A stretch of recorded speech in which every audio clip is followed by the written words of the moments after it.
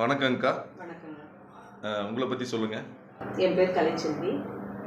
நான் தெலுங்கு முன்னேற்ற கழகத்தில் அமைப்பு செயலாளராக இருக்கேன். சமீபத்தில் ஊடகங்களில் வந்து 5ஆம் தமிழர் சங்கம் வெளியிட்ட அந்த ஒரு பதிவு நாயுடு சமூக பெண்களை பற்றி தரக்குறைவாக பேசியிருக்காங்க. அதை நீங்கள் கேள்விப்பட்டீங்களா? அதை பற்றி யோசிச்சிங்களா?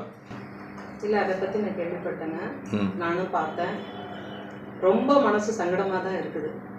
ஏன்னு கேட்டேன்னா, இன்னைக்கு நம்ம பெண்களுக்கு, இனி அடுத்த ஜாதி பெண்களுக்கும் மற்ற பெண்களுக்கு இதே நிலைமை வருங்கிறது எனக்கு தெரியுது. ஆனால் இதை பற்றி யாருமே தட்டி கேட்கல. ஆனால் நாங்கள் இதை பற்றி கண்டிப்பாக கேட்போம். கேட்கும்போது இதை பார்க்கும்போது எப்படி இருந்துச்சு? ரொம்ப மனவேதனையாக தாங்க இருக்குது. ரொம்ப மனவேதனையாக தான் இருக்குது. இன்னைக்கு நமக்கு அடுத்தது யாருக்கோ அப்படிங்கிற மாதிரி எல்லா இதுக்குமே யோசிச்சு தான் பார்க்க வேண்டியதாக இருக்குது. காரணம் என்னன்னா, பெண்களுக்கு இன்னைக்கு நம்ம சமுதாய பெண்களை இழிவாக பேசிட்டாங்க. ஒவ்வொருத்தர் அடுத்த ஜாதிகளை வந்து பேசி பேசி பேசி பேசி எல்லாத்தையுமே நாசம் பண்ண. ஆனால் இது யாருமே தட்டி கேட்கறது இல்லை. உங்கள் ஃபேமிலியில் எப்படி டிஸ்கஸ் பண்ணீங்கன்னா? இதை எங்கள் ஃபேமிலியில் எல்லாருமே இதை பற்றி வந்து ரொம்ப அவங்கள நேரில் கிடச்சா எதாவது பண்ணிடுவேங்கிற மாதிரி எல்லாம் பேசிக்கிறாங்க.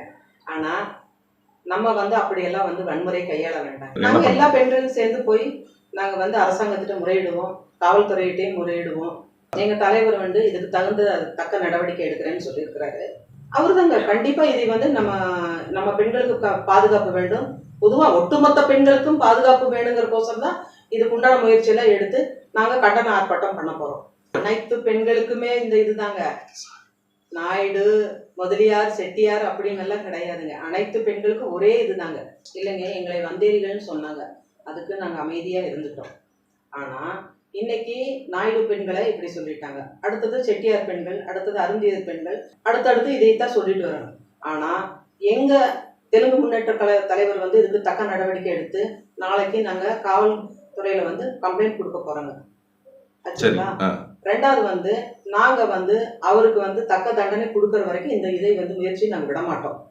நாங்கள் போராட்டம் நடத்தியதும் தீர்வோம். இல்லை, மகளிர் அமைப்புன்னு ஒன்று இருக்குதுங்கன்னா, நாங்கள் இப்போ இந்த விஷயத்துக்காக நிறைய பெண்கள் எல்லாம் ஒன்று திரண்டு நாளைக்கு காவல் ஆணையர் அலுவலகத்தில் வந்து நாங்கள் வந்து நாளைக்கு புகார் மனு கொடுக்க போகிறோம்.